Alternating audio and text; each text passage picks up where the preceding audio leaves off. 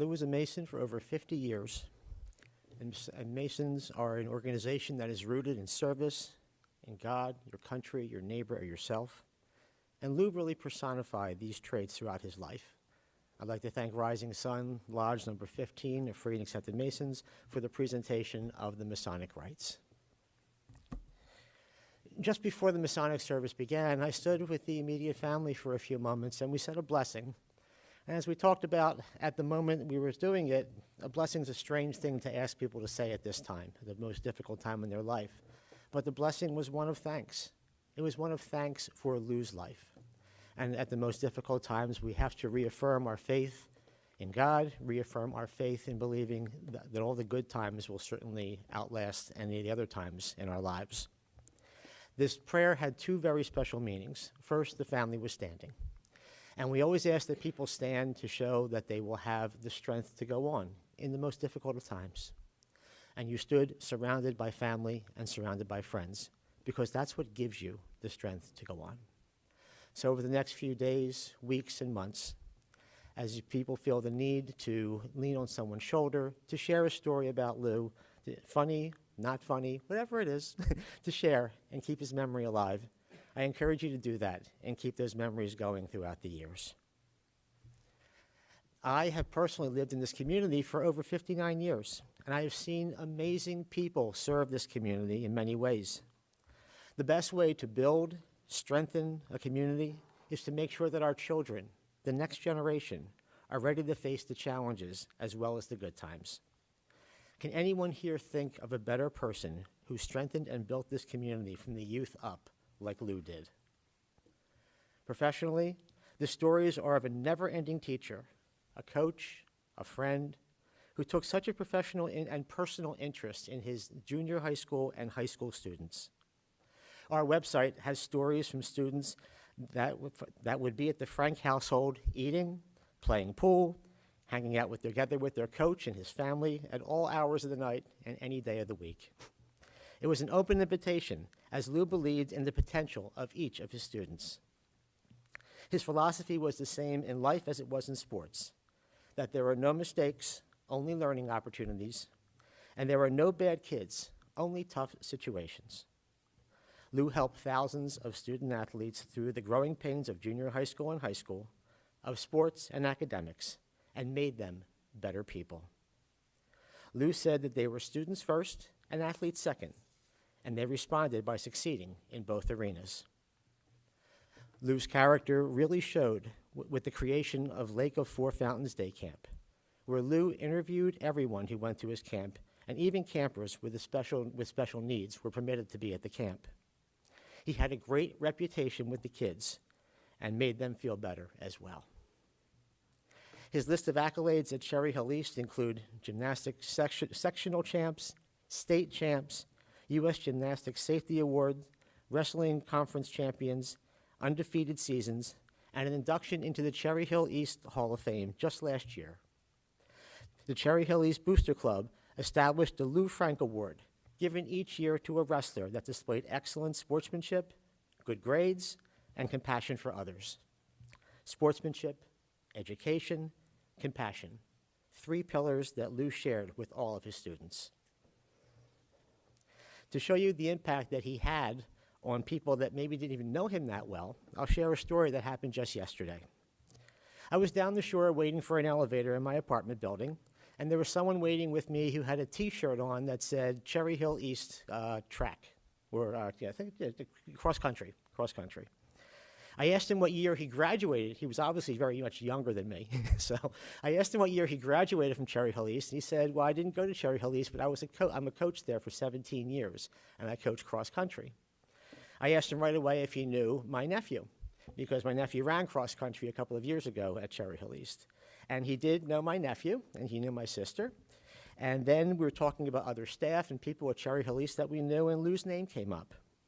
His reaction, although he didn't know Lou, he knew who he was, didn't know him that well, but his reaction was that Lou had an incredible legacy at Cherry Hill East and will always be known as one of the great ones. Unfortunately, I didn't get this gentleman's name, but like I said, he lives 3 floors above me. He knows my sister, so I'm sure I'll see him again, and I'll find out who he is.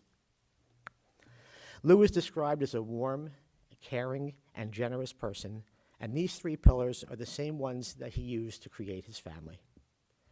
Lois and Lou met when she was just 15 years old, and it was a blind date. Lois's sister had Lou come up to her and say, "Hey, you look pretty cute." And she said, "Honey, you're kind of too old for me, but I have a sister." 64 years later, they had built a beautiful family. First Stacy, then Beth, sons-in-law Frank and David, and grandchildren Ashley, Sam, and Sid, adding generations to his legacy. And although there were no sons, because of his antics, Lois said that Lou was the boy she never had. Lou is a caring father and grandfather, but Beth did say that her dating life was a little more challenging with the entire school at their house 24/7. You have so many memories of your father's impact on you growing up and on you raising your own families. Unfortunately, you acknowledge that the goodbye to your father, the Lou Frank that everyone knew, really happened several years ago, as his memory began to fail with the onset of Alzheimer's. But the memories of the good times, the best times, will be shared for many years, which will only continue Lou's story. Lou's brother, Phil, shares a lifetime of memories as well. To share his memories about his brother, I would like to call Phil up to share his thoughts.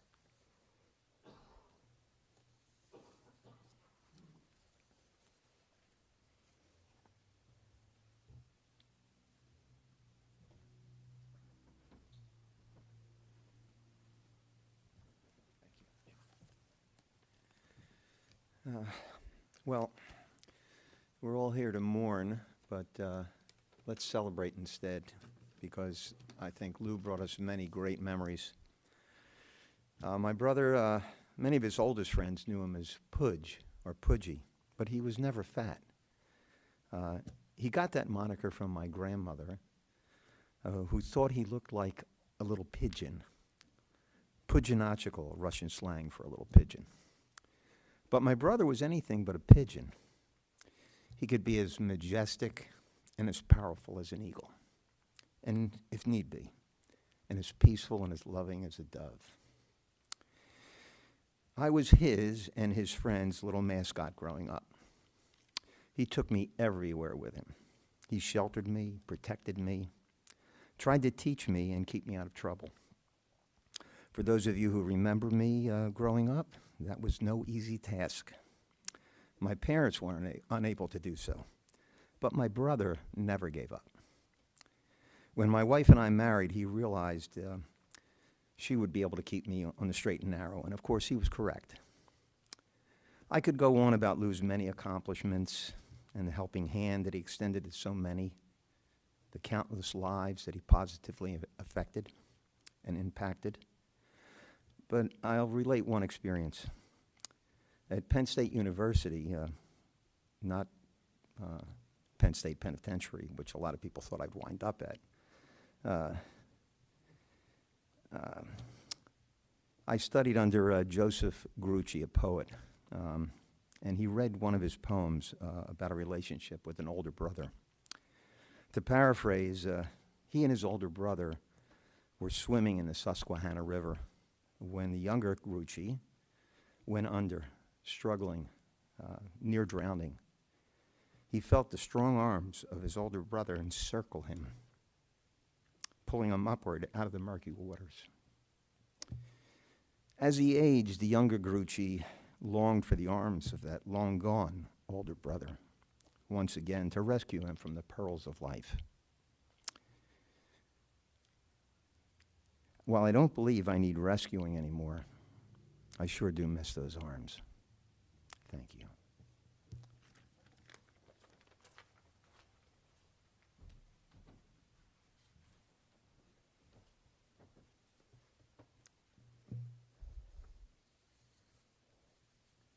Thank you, Phil.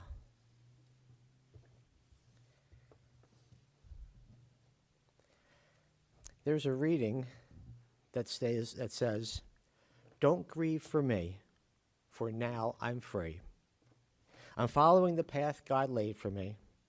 I took God's hand when I heard God call. I turned my back and left it all. I could not stay another day to laugh, to love, to work or play. Tasks left undone must stay that way. I found that place at the close of day. And if my passing has left a void, then fill it with remembered joy, a friendship shared, a laugh, a kiss. Yes, these things I too will miss. Be not burdened with times of sorrow. I wish you the sunshine of tomorrow. My life's been full. I've savored much. Good friends, good times, a loved one's touch. Perhaps my time seemed all too brief, but don't lengthen it now with undue grief. Lift up your hearts and share with me. God wanted me now. God set me free.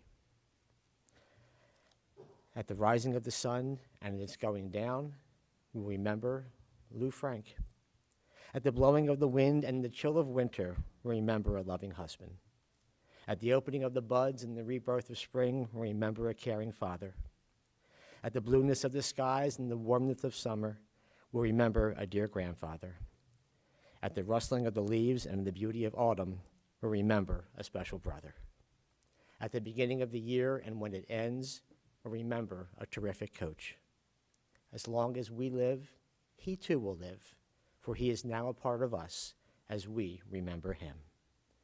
When we are weary and in need of strength, when we are lost and sick at heart, when we have joy we crave to share, when we have decisions that are difficult to make, when we have achievements that are based on his, we will remember him. As long as we live, he too will live, for he is now a part of us, as today and always we remember Lou Frank. I'm going to ask if we can pause for just a moment to remember how Lou impacted your lives.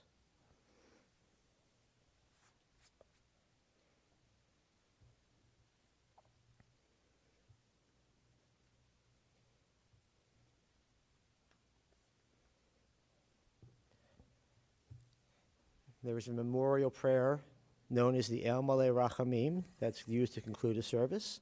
I'd like to have everybody please rise as we recite the El Malei Rachamim. El Malei Rachamim shochein bamromim, hamzei menucha nechona tachat kanfei chashina, l'ma'alo kedushim chorim, kezoar charakia matzchirim, et nishmat Yusef Laban, sha'ach la'olama. Ana b'charachamim yashirehu b'seder kenafecha la'olamim, v'yitzror b'tzror chachayim et nishmato, Adonai hu nachalato, v'yanuach b'shalom al mishkavo, v'nomar amen. O God, full of compassion, thou who dwellest on high, grant perfect peace under the sheltering wings of your presence, among the holy and pure, to a beloved husband, father, grandfather, brother, coach, mentor, and friend, Lou Frank, who is gone to his eternal home. Master of mercy, we beseech you, remember all the worthy and righteous and compassionate things that he performed in the land of the living, and may his soul be bound up in the bond of eternal life. Be thou his possession, and may he always rest in peace. We say together, Amen. And you may be seated. Immediately following the conclusion of services at the chapel, everyone's invited to Montefiore Cemetery where the burial will take place. And after Montefiore, the family is returning to Aldo Lamberti's for a luncheon. There's a great opportunity to share stories as well about Lou. Stories maybe the family doesn't know, but again, ways to keep his memory living. Another way to keep his memory living is with contributions. Contributions can please be made to the Alzheimer's Association or the Maccabi Games, which give student athletes a chance to compete.